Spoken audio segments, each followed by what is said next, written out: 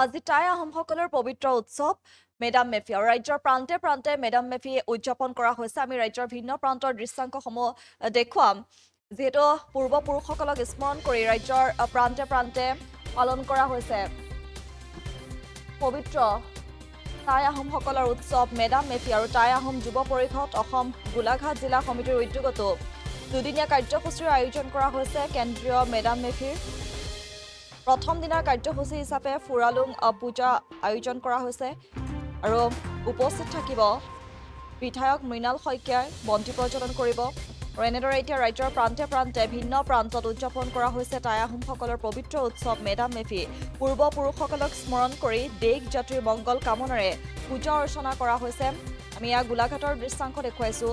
টাই আহোম যুৱ পৰিষদ অসম গোলাঘাট জিলা সমিতিৰ উদ্যোগত এনেদৰে দুদিনীয়া কাৰ্যসূচীৰ আয়োজন কৰা হৈছে। কেন্দ্ৰীয় মেডাম মেফিৰ প্ৰথম দিনৰ কাৰ্যসূচী হিচাপে ফুৰালুং পূজাৰ আয়োজন কৰা হৈছে আৰু বিশিষ্ট অতিথি সোমতে সমষ্টিৰ বিধায়ক মৃণাল শইকীয়া উপস্থিত থাকে আৰু বন্তি প্ৰজ্বলনেৰে গোলাঘাটৰ সমন্বয় ক্ষেত্ৰ পূৰ্বপুৰুষসকলৰ শান্তি কামনাৰ্থে শুভাৰম্ভণি কৰে ফুৰালুং পূজাৰ।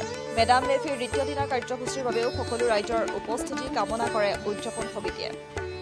যিহেতু ৰাজ্যৰ ভিন্ন প্ৰান্তৰ আমি দৃশ্যাংশসমূহ দেখুৱাম, তাৰ সমান্তৰালকৈ এয়া হৈছে গোলাঘাটৰ দৃশ্যাংশ। যিহেতু আজি টাই আহোমসকলৰ পবিত্ৰ উৎসৱ মেডাম মেফি ৰাজ্যৰ ভিন্ন প্ৰান্তত এক উলহ মালহ পৰিৱেশ পৰিলক্ষিত হৈছে।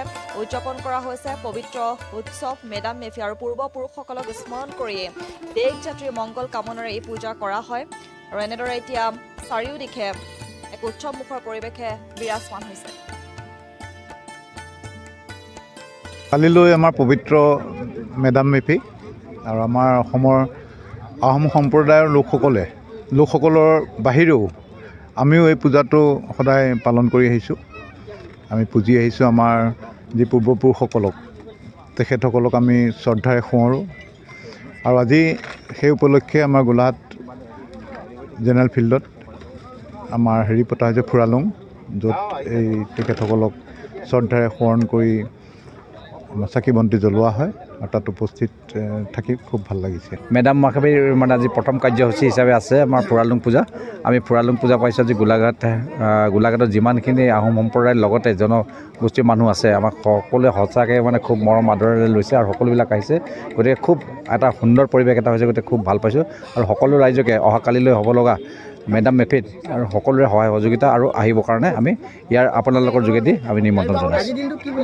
আজি ফুৰালুং পূজা, আমি ফুৰালুং পূজা কৰিম আজি। মানে পূৰ্বপুৰুষসকলক আজি মানে আমি পূৰ্বপুৰুষসকলৰ মানে শান্তি সম্প্ৰীতিৰ কাৰণে আজি আমি এই পূজাটো কৰোঁ। যিকোনো খবৰৰ বাবে যোগাযোগ কৰক 7099017330 লগতে 7099017110 নম্বৰত।